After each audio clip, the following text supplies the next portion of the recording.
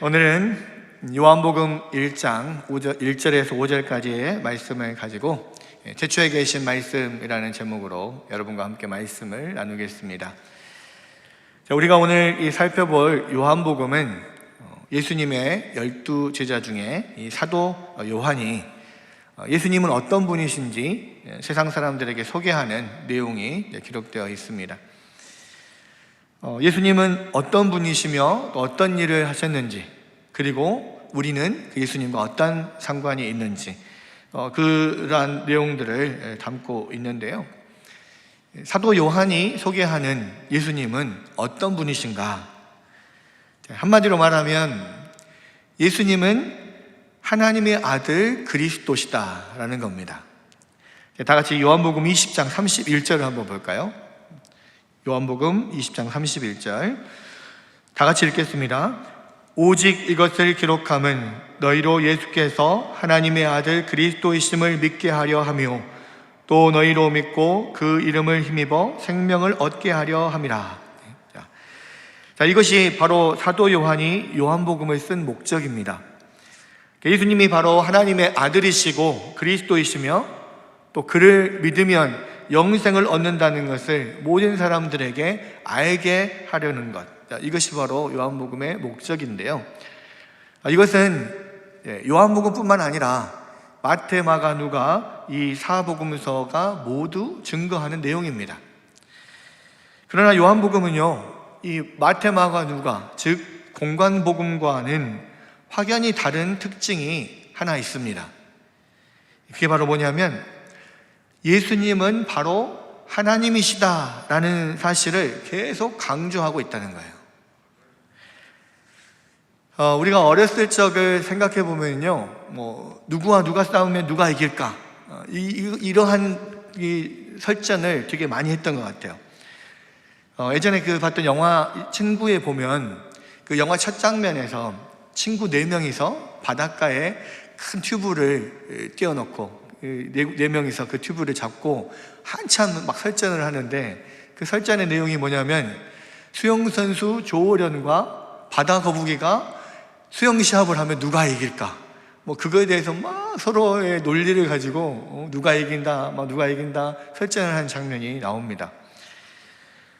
저도 어렸을 때 친구들과 이런 것 가지고 많은 설전을 했었는데요. 예를 들자면 그때 당시에 유명했던 또 싸움꾼 김두한과 시라소니가 싸우면 누가 이기는가, 이런 거라든지, 또 우리가 잘 아는 그 슈퍼 히어로 슈퍼맨이나 배트맨, 슈퍼맨과 배트맨이 싸우면 누가 이기나, 이런 것들을 논의했고요. 그렇게 싸우다 보면 이게 또 종교 전쟁으로 가서 하나님과 부처님이 싸우면 누가 이기는가, 이런 설전들을 했던 기억이 있습니다. 그런데 곰곰이 생각해 보면요, 어렸을 때 A와 B가 싸우면 누가 이길까, 이런 생각들을 하고 설전을 많이 했는데 한 번도 하나님과 예수님이 싸우면 누가 이기는가, 이거에 대해서는 생각해 본 적이 없어요. 왜 그러냐면 그때 어렸을 때 저의 생각으로는, 아니 하나님은 아버지시고 예수님은 아들인데 당연히 아버지가 아들보다는 더 높지 않냐, 둘이 싸우면 당연히 하나님이 이기시지, 이렇게 생각을 했기 때문에 그렇게 비교의 대상으로 놓지를 않았었습니다. 그런데 지금 이제 와서 생각을 해보면 하나님이 아버지시고 예수님이 아들이니까 아무래도 하나님이 예수님보다는 좀 높다라고 하는 생각이요, 사실 이단적인 생각인 거예요. 여러분들은 어떻게 생각하십니까? 여러분도 혹시 제 어렸을 때처럼 그래도 하나님이 아버지시니까 아무래도 아들보다는 좀 높지 않나, 이렇게 생각하시는 분들이 있을 수 있어요. 그런데 그런 비슷한 생각을 초대교회 때 이 아리우스라고 하는 사람이 생각을 했었습니다. 이 아리우스는 예수님은 신적인 존재인 것은 사실이지만 그래도 아버지 하나님으로부터 나신 분이니까 엄밀히 말하자면 피조물이다. 피조물 중에서 그래도 제일 으뜸 가는 피조물이 예수님이다, 이렇게 생각을 했단 말이에요. 그리고 또 예수님이 하나님으로부터, 성자가 성부로부터 났다면, 그러면 나기 전에 성자가 안 계셨던 때도 있지 않냐라고 생각을 하는 거죠. 그런데 결국은 그것 때문에 많은 논쟁이 있었고, 결국 모든 학자들이 성경을 연구하고 함께 그것들을 논쟁하면서, 아니다, 성경은 하나님과 예수님, 성부와 성자와 성령이 동등한 하나님으로 모든 영광과 능력과 그 영원성이 똑같다라고 결론을 내립니다. 그것이 바로 이제 삼위일체 이론이라고 하는 거죠. 삼위일체론이라는 건데, 사도 요한 당시에도 이렇게 예수님이 하나님보다 한 단계 낮으신 분이다라고 주장하는 사람들이 교회를 어지럽히고 있었어요. 그래서 사도 요한은 이 요한복음을 써서 예수님은 성부 하나님과 동등하시며 예수님이 바로 하나님이시다라는 사실을 사람들에게 가르치려고 했던 것입니다. 그런데 이제 사도 요한이요, 어떻게 하면 이 사실을 사람들에게 가장 효과적으로 가르칠 수 있을까 하는 고민을 하다가, 그 많은 고민 끝에 성령의 영감을 얻어서 사용한 방법이 바로 창세기를 패러디하는 거였어요. 그러니까 당시 사람들에게 가장 권위 있는 성경인 모세 오경 중에서 가장 첫 번째 성경인 창세기의 1장 1절, 태초에 하나님이 천지를 창조하시니라, 이 말씀을 따서 그는 요한복음을 시작합니다. 태초에 말씀이 계시니라. 이 말씀이 하나님과 함께 계셨으니 이 말씀은 곧 하나님이시니라. 당시 사람들은요, 태초에 하나님이 천지를 창조하셨다는 사실을 다 알고 있었습니다. 그리고 그 창조는 말씀으로 이루어졌다는 사실 또한 모두 알고 있었죠. 그래서 그 말씀, 천지를 창조했던 그 말씀이 바로 예수님이시다, 이렇게 이야기를 한 거예요. 그래서 어떤 것도 예수님 없이 창조된 것은 없었습니다. 그 창조 당시에는 예수님이 육신을 입고 계시지 않고 말씀으로 존재했으며 그 말씀이 바로 천지를 창조하신 것이다, 사도 요한은 그렇게 이야기를 하고 있는 거죠. 사실 이 한글 성경에는요, 이 말씀이라고 이렇게 번역을 했지만 원래 헬라어 원문에는 그 로고스라고 하는 단어가 기록이 되어 있어요. 근데 이 로고스는 그냥 번역하자면 말씀인데, 그때 당시에 헬라인들이 생각했던 이 로고스는 그냥 단순한 말씀이 아니라 신적인 개념이었어요. 그러니까 그 헬라 철학에서 어떤 이 세상을 그 생성하고 또 유지하는 어떤 능력, 에너지, 그것의 원천을 로고스라고 했거든요. 그래서 이 로고스라고 하는 것이 신적인 존재, 어떤 신적인 능력을 가지고 있는 어떠한 것이라는 것을 그때 당시에 모든 사람들은 다 알고 있었습니다. 그래서 그 사도 요한은 그 로고스를 빌어서 예수님을, 성자를 설명을 한 거였죠. 그러나 이 헬라 철학에서의 로고스와 성경이 말하는 성자이신, 말씀이신 예수님은 또 다릅니다. 어떤 면이 다르냐면, 헬라 철학에서의 로고스는 그냥 그런 천지를 창조하는 힘을 가진 하나의 에너지, 기운, 이런 거예요. 비인격체인 거죠. 그런데 성경이 말하는 말씀이신 예수님은 하나의 인격체입니다. 하나의 어떤 독립적인 인격을 가진 하나님이신 거죠. 그래서 이 헬라 철학의 로고스와는 또 다른 그러한 말씀으로 번역이 되어 있는 거고요. 결국은 이 태초부터 계신 이 말씀이 또 하나님께 속해 있는 것이 아니라 하나님과 따로 분리되어 있으면서 동시에 하나님이신 그러한 위격을 가지신 실체이다라는 것을 이야기를 하는데요. 이게 이제 바로 이 삼위일체 교리인 거죠. 그러니까 삼위일체 교리는 가장 먼저 이 예수님의 하나님 되심을 이 성경을 통해서 증명하면서부터 이 삼위일체 교리가 시작이 된 거라는 거예요. 그런데 이 삼위일체 교리는 좀 이해하기가 참 쉽지는 않습니다. 왜냐하면 이 세상에는 삼위일체 하나님과 동일한 존재 방식을 가지고 있는 것이 하나도 없기 때문이에요. 자, 우리 장로교의 신앙고백인 웨스트민스터 신앙고백서 2장 3항에는 삼위일체에 대해서 이렇게 설명을 하고 있는데요. 신격의 유일성 안에 본체와 능력과 영원성인 하나이신 삼위가 계시니 곧 성부 하나님, 성자 하나님, 그리고 성령 하나님이시다.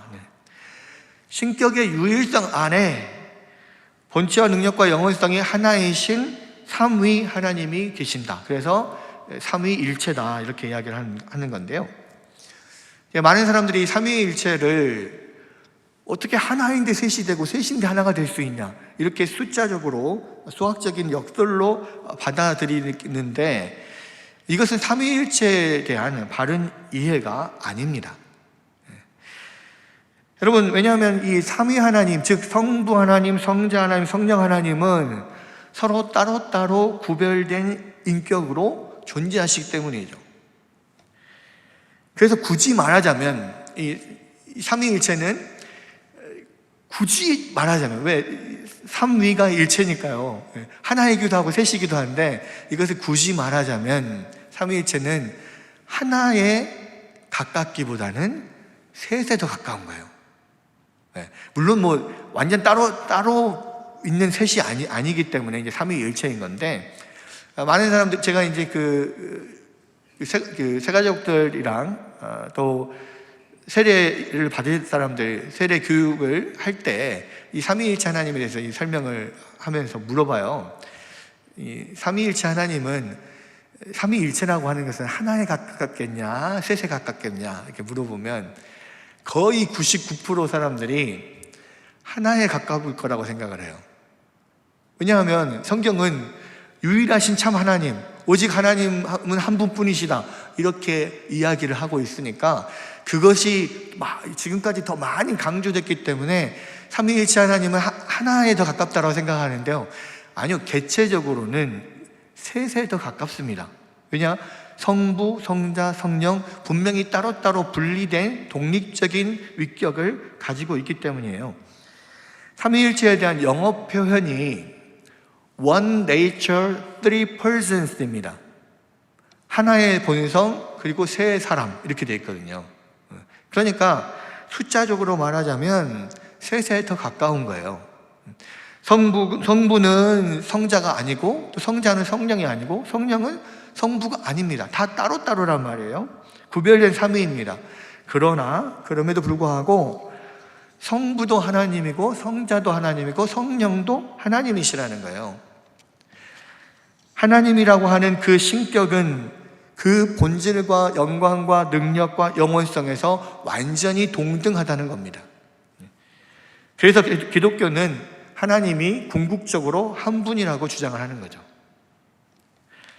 자, 오늘 요한복음 1장 1절에서도요.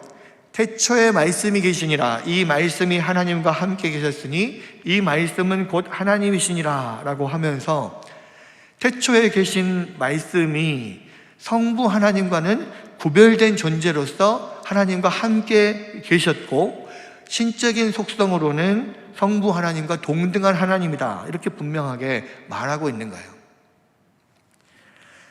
자, 이 삼위일체를 잘못 이해하게 되면 이단으로 빠지게 됩니다. 즉 이단은 한쪽을 더 강조를 하는 거죠. 한쪽을 더 극단으로 강조를 하게 되면 이단이 되는 건데 삼위를 더 극단으로 강조하면 삼신론이 되는 거고요. 일체를 더 극단으로 강조하면 양태론으로 빠지게 되는 겁니다. 그러니까 삼신론은 뭐냐면 성부, 성자, 성령이 따로따로 완전히 다른 세 신이다 이렇게 생각하는 거예요. 이게 마치 이게 뭐가 같냐면 그리스 신화에 보면 하늘을 다스리는 제우스가 있고요, 바다를 다스리는 포세이돈이 있고 지하 세계를 다스리는 하데스가 있습니다. 이 제우스, 포세이돈, 하데스는 삼형제예요. 원래 형제입니다. 그래서 성부, 성자, 성령을 이렇게 이 세 신, 제우스, 포세이돈, 하데스와 똑같이 생각하는, 그렇게 삼신으로 생각하는 것이 삼신론이에요. 여러분, 근데 이 삼위일체 하나님은요, 삼신론과 다릅니다. 그러니까 제우스와 포세이돈과 하데스는 그 본질과 능력과 영광이 동등하지 않아요. 서로 능력도 다르고 신분도 다르고 본질도 완전히 다른 세 신이고요. 세 신이 함께 경쟁합니다. 서로 경쟁하고 싸워요. 그런데 성부, 성자, 성령 삼위 하나님은 그 본질과 영광과 능력이 완전히 동일합니다. 그리고 서로 사랑하는 관계고 서로 교제하는 관계예요. 여러분, 이 삼신론에서 또 완전히 또 반대로 극단으로 가면 일체를 강조하는 양태론이 나옵니다. 이 양태론은 뭐냐면 원래 본질은 하나님 한 분인데 그 시간과 장소에 따라서 또 역할에 따라서 나타나는 모양과 태가 다르다는 거예요. 그게 이제 양태론이거든요. 그러니까 한 분 하나님이 어쩔 때는 성부 하나님 역할도 했다가 성자 역할을 했다가 성령 역할도 했다가 이렇게 한다는 거죠. 그러면서 이제 보통 예를 드는 게 뭐냐, 제가 인간 김혁이라고 하는 사람이 제 아이들, 자녀들에게는 아빠이고 제 부모님에게는 아들이고 제 아내에게는 남편이다. 이 아빠와 아들과 남편의 역할을 내가 혼자서 한다라고 이야기를 합니다. 그것을 성부, 성자, 성령 삼위 하나님의 역할이다, 그렇게 이야기를 하는 거예요. 그런데 문제가 있습니다. 이 양태론에 따르면요, 아빠 김혁과 아들 김혁과 남편 김혁은 서로 교제하지 못해요. 여러분, 그런데 성부, 성자, 성령 하나님은요, 서로 사랑하시고 서로 교제하시는 하나님이에요. 여러분, 양태론에 따른다면 성자이신 예수님께서 겟세마네 동산에서 땀방울이 핏방울이 되도록 성부 하나님께 막 기도했던 것은 그냥 원맨쇼에 지나지 않는 거예요. 성자 하나님으로 막 이 잔을 나에게서 지워주시옵소서 막 기도하고, 또 다시 성부 하나님 그래, 그 기도 내가 다는 못 들어주겠다 하면서 막 왔다 갔다 하면서, 이거 무슨 원맨쇼입니까? 그렇지 않잖아요. 분명히 성경은 성부와 성자와 성령이 각각의 위격을 가진 삼위 하나님이시고 하나님이라고 하는 그 속성으로는 똑같은 동등한 그런 하나님이시다, 그렇게 이야기를 하는 겁니다. 어쨌거나 이 삼위일체로는 이 요한복음에서 말하는 것 같이 예수님은 태초부터 말씀으로 성부 하나님과 함께 계셨던 성자 하나님이시라는 거, 그것을 정리해서 이야기하는 것이 바로 삼위일체론입니다. 그래서 어쨌든 사도 요한이 요한복음에서 예수님에 대해서 소개하는 첫 번째 내용은 예수님은 태초에 계셨던 말씀이시고 하나님이시라는 거예요. 자, 그런데 우리가 예수님은 말씀이시다라는 사실을 좀 더 생각해 볼 필요가 있는데요. 자, 요한복음은 왜 이 성자 예수님을 설명하면서 굳이 태초에 계신 말씀으로 묘사했을까요? 물론 천지를 창조하신 말씀, 그 말씀을 이제 예수님이다라고 이렇게 표현하기 위해서 말씀이라고 했겠지만, 또 하나 예수님을 말씀이라고 표현한 이유가 있습니다. 그게 뭐냐면, 말이라고 하는 것은 우리들의 어떤 생각과 감정을 다른 사람들이 알 수 있도록 표현해 주는 거잖아요. 예수님이 태초부터 하나님과 함께 계셨던 말씀이라고 하는 것은 오직 예수님만이 하나님에 대해서 알려주시고 보여주시는 그 유일한 통로라는 것을 강조하는 말이에요. 요한복음 1장 18절을 보겠습니다. 본래 하나님을 본 사람이 없으되 하나님 품속에 있는 독생하신 하나님이 나타내셨느니라. 여러분, 원래 우리는 하나님을 볼 수가 없어요. 왜 그럴까요? 하나님은 영이시기 때문에 사람 눈에 보이지 않아요. 그래서 그 어떤 사람도 하나님을 눈으로 본 사람이 없어요. 간혹 안 믿는 친구들이 우리들에게 이야기합니다. 야, 너 하나님 믿는다 그랬지? 야, 너 하나님 정말 계셔? 하나님 정말 계셔. 야, 그럼 하나님 보여줘봐. 내가 보여주면 믿을게. 그렇게 말하는 사람들이 있어요. 근데 정말 하나님을 몰라서 그래요. 왜? 하나님은 보여줄 수 없어요. 왜? 하나님은 영이시니까 우리 눈으로 볼 수가 없는 존재입니다. 그러나 그 하나님을 알 수 있는, 볼 수 있는 유일한 방법이 있어요. 예수님을 보는 거예요. 예수님이 뭐라고 그랬습니까? 본래 하나님을 본 사람이 없으되 아버지 품속에 있는 독생하신 하나님이 나타내셨느니라. 독생하신 하나님이 누굽니까? 예수님이죠. 그 예수님이, 태초에 말씀으로 계셨던 그 예수님이 우리 눈으로 볼 수 있게 인간의 육신을 입고 오셔서 하나님이 어떤 분이신지를 직접 보여주시고 말씀해 주셨단 말이에요.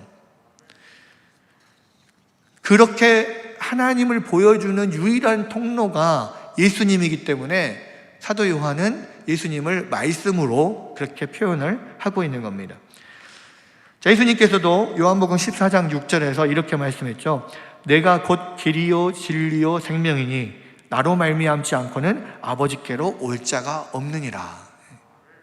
자, 여기에서 길이요 진리요 생명이라고 했을 때 원래는 원문에는 정관사가 다 붙어 있습니다. The way, the truth, the life. 그래서 이 더는, 정관사는 유일한, 그런 뜻이에요. 내가 곧 유일한 길이요 유일한 진리요 유일한 생명이니 나로 말미암지 않고는 아버지께로 올 자가 없느니라. 예수님께서요, 바로 당신이 아버지께 이르는 유일한 길이라고 그렇게 말씀하셨어요. 그래서 사도 요한은 예수님을 태초부터 계셨던 말씀, 하나님과 함께 계셨던 말씀, 하나님을 우리에게 보여주시는 유일한 통로이신 말씀으로 그렇게 이야기를 한 겁니다. 자, 그런데요, 하나님을 보여주시는 유일한 말씀이 예수님이라면 그 예수님이 오실 것에 대해서 기록된 것이 구약성경이고, 이 땅에 오신 예수님, 그리고 다시 오실 예수님에 관하여 기록된 게 신약성경입니다. 그러니까 신구약 성경만이 곧 유일하게 예수님에 대하여 알 수 있는 말씀이에요. 자, 그러면 하나님에 대해서 유일하게 알 수 있는 길은 오직 예수님만 말씀해 주실 수 있고, 예수님에 대해서 오직 유일하게 알 수 있는 방법은 성경에만 있다면, 여러분, 신구약 성경을 통하지 않고는 그 누구도 예수님을 알 수 없고 하나님을 알 수 없다는 거예요. 여러분, 그래서요, 기독교가 말씀의 종교일 수밖에 없습니다. 여러분, 하나님을 만나고 싶어요? 예수님을 만나고 싶습니까? 그 예수님을 만나고 하나님을 만날 유일한 길은 성경 안에만 있는 거예요. 다른 어떤 것으로도 아버지께 이를 길이 없어요. 여러분, 우리가 신앙생활을 하면서 항상 바라고 원하는 것이 있다면 그것은 예수님을 만나는 겁니다. 예수님을 더 깊이 알고 예수님과 더 깊이 교제를 나누는 것이에요. 그러나 그런 바람에도 불구하고 우리가 얼마나 말씀을 멀리하고 있는지 모릅니다. 근데요, 말씀을 멀리하는 것은 예수님을 멀리하는 것과 같아요. 여러분, 말씀을 멀리하면서 예수님과 가까워지기를 원한다는 것은 말이 안 되는 이야기입니다. 예수님을 알 수 있는 유일한 길이 성경 말씀인데 그 성경 말씀을 멀리하면서 어떻게 예수님을 깊이 만나고 예수님이 주시는 은혜와 복을 누릴 수가 있겠습니까? 그래서요, 우리가 예배를 드릴 때도 이 말씀을 기대하고 나와야 돼요. 말씀 안에서 예수님을 만나기를 기대하고 나와야 됩니다. 매 예배 시간마다 말씀이 나의 영혼을 강타해서 말씀을 통하여 주님을 만나고 주님의 뜻을 알아서 순종하고 결단하는 일들이 일어나도록 우리가 늘 기도로 준비하며 주님 앞에 나와야 되는 거예요. 여러분 4절에 보니까요, 이 말씀에는 생명이 있다고 그랬어요. 여러분, 말씀에는 생명이 있습니다. 말씀에는 능력이 있습니다. 태초에 천지를 창조하셨던 그 말씀이요, 그 예수 그리스도께서 그 예수 그리스도를 유일하게 보여주는 이 성경 말씀을 통하여서 지금도 여전히 우리의 영혼을 살리는 창조 활동을 하고 계십니다. 말씀이 들리는 영혼은 살아나기 시작합니다. 성장하기 시작합니다. 말씀이 들리는 영혼은 그 영혼이 영롱하게 빛나기 시작해요. 여러분, 말씀이 빛이라고 하는 것을 성경은 말씀에 생명이 있고 말씀은 빛이다, 지금 사도 요한이 이야기하잖아요. 재밌는 것은요, 말씀을 듣고 은혜를 받으면 그 얼굴에서 빛이 나요. 왜요? 말씀의 빛이 우리 안에 들어오면 빛이 날 수밖에 없는 거예요. 여러분, 또 말씀을 듣고 은혜를 받은 자는요, 가슴이 뜨거워집니다. 왜 뜨거워집니까? 여러분, 태양빛을 이 돋보기로 잘 이렇게 모아서 햇빛을 이렇게 모으면 그 먹실을 태우는 그런 열이 발생하잖아요. 마찬가지입니다. 말씀의 빛이 우리 영혼의 빛이잖아요. 그러면 그 빛이 우리의 심령을 뜨겁게 다가오르게 해요. 그래서 말씀을 받은 자들은, 말씀이 우리의 심령 가운데 깊이 떨어지는 자들은 마음이 불타고 가슴이 뜨거워지게 돼 있어요. 얼굴이 환하게 빛나고 가슴이 뜨거워진다. 아, 말씀의 빛이 나를 비추고 있구나, 이렇게 생각하시면 됩니다. 그럼 생명이 있는 것은요, 햇빛을 받으면 더 싱싱해집니다. 집안에서 햇빛을 못 받아가지고 시들어가는 그런 화분들 집 밖에 햇빛 보라고 내다 놓으면 어떻게 됩니까? 순식간에 파릇파릇하고 막 싱싱해져요. 반대로 생명이 없는 것은 햇빛을 오래 쐬면 더 말라 비틀어져요. 여러분, 음식, 여러 가지 물건들 다 햇볕에 딱 오랫동안 내놔 보십시오. 그러면 다 말라 비틀어져요. 마찬가지입니다. 영적으로 살아있는 사람들은 말씀의 빛이 비치면 더 싱싱해지고, 영적으로 죽어있는 사람들은 말씀의 빛이 비치면 다 말라 비틀어져요. 시들시들 파김치가 돼요. 여러분은 어떤 사람입니까? 말씀을 들을수록 살아납니까? 아니면 말씀을 들을수록 시들어져 갑니까? 만약에 여러분이 말씀을 들을수록 시들어가는 사람이라면 여러분 속히 회개하시고 주님께 간절히 은혜를 구하십시오. 이 말씀을 듣는 길을 달라고 간절히 기도하세요. 이 보석이 진짜인지 가짜인지 감별하는 여러 가지 방법이 있는데요, 그 중에 한 가지는 빛이 하나도 들어오지 않는 암실에 이 보석을 가지고 들어가서 어떤 특정한 빛을 그 보석에 딱 비추면 진짜 보석은 영롱하게 자기의 어떤 그 색깔의 빛을 발하고 가짜 보석은 그렇지 않는데요. 여러분, 말씀의 빛을 받을 때 내 영이 보석처럼 빛나도록 하나님은 그렇게 도와주십시오. 여러분 기도하셔야 돼요. 빛이 어둠의 빛이 돼 어둠이 깨닫지 못하는 그러한 불행이 없도록, 어둠 속에서 오히려 말씀의 빛을 받고 영롱하게 빛나는 보석이 되도록 여러분 간구하시기를 바랍니다. 마지막으로요, 한 가지 더 우리가 기억해야 될 것이 있습니다. 예수님은 하나님께서 당신을 우리에게 보여주시기 위해 보내주신 유일한 말씀이라고 한다면 우리는 예수님께서 당신을 이 세상에 보여주시기 위해서 보내신 유일한 말씀이라는 거예요. 요한복음 17장 16절에서 21절을 한번 보겠습니다. 내가 세상에 속하지 아니함 같이 그들도 세상에 속하지 아니하였사옵나이다.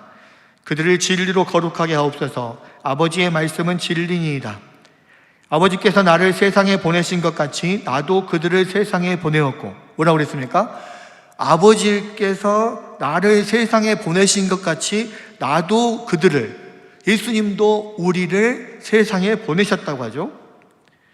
또 그들을 위하여 내가 나를 거룩하게 하오니 이는 그들도 진리로 거룩함을 얻게 하려 함이니이다. 내가 비옵는 것은 이 사람들만 위함이 아니오 그들의 말로 말미암아 나를 믿는 사람들도 위함이니. 예수님이 우리를 세상에 보내신 이유가 뭐예요? 우리를 통하여 다른 사람들도 예수님을 알 수 있도록 보내셨다는 겁니다. 그 말이 무슨 말입니까? 우리가 바로 예수님이 보내신 말씀이라는 거예요. 우리를 통해서만 세상이 예수님을 알 수 있는 거예요. 예수님을 보면, 또는 예수님의 입술에서 나오는 말씀을 들으면 하나님을 알 수 있듯이, 세상이 우리를 보면 또 우리의 입에서 나오는 말씀을 통하여서 세상이 예수님을 알 수 있는 겁니다. 내가 비옵는 것은 이 사람들만 위함이 아니요 또 그들의 말로 말미암아 나를 믿는 사람들도 위함이니 아버지여 아버지께서 내 안에 내가 아버지 안에 있는 것 같이 그들도 다 하나가 되어 우리 안에 있게 하사 세상으로 아버지께서 나를 보내신 것을 믿게 하옵소서. 여러분 기억하십시오. 우리가 바로 세상에 보내진 예수님의 유일한 말씀입니다. 세상은 우리를 통해서만이 예수님에 대해서 알 수 있게 되고 진리에 대해서 알 수 있게 돼요. 여러분, 우리가 바로 그 예수님을, 또 진리를, 은혜를, 거룩을 세상에 흘려보내는 그런 영적인 송유관입니다. 그런데 여러분, 우리가 그 죄와 세상의 욕망으로 더러워지면 어떻게 그러한 거룩한 기름을 세상에 제대로 흘려보낼 수 있겠어요? 이를 위해서 예수님은요 17절에서 진리이신 아버지의 말씀으로 거룩해져야, 깨끗해져야 된다라고 이야기하고 있습니다. 여러분, 그러므로요 우리가 세상에 보내신 예수님의 말씀으로서 이 세상에 살아가려면요 늘 그 진리의 말씀을, 아버지의 말씀을 늘 묵상하고 그 말씀으로 우리의 심령과 우리의 삶을 깨끗이 하고 거룩하게 해야 합니다.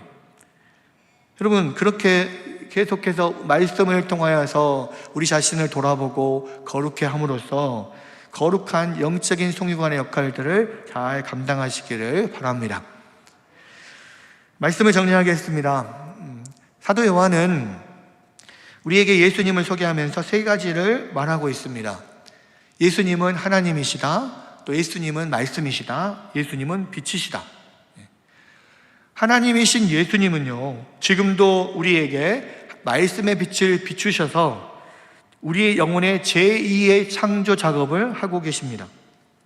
우리의 어두운 영혼을 밝게 하시고 우리의 인생을 새롭게 하십니다. 이 말씀의 빛으로 여러분 거룩해져서 이 땅에서 예수에 대하여, 진리에 대하여, 거룩에 대하여 증거하는 여러분들이 되시기를 주님의 이름으로 축원합니다.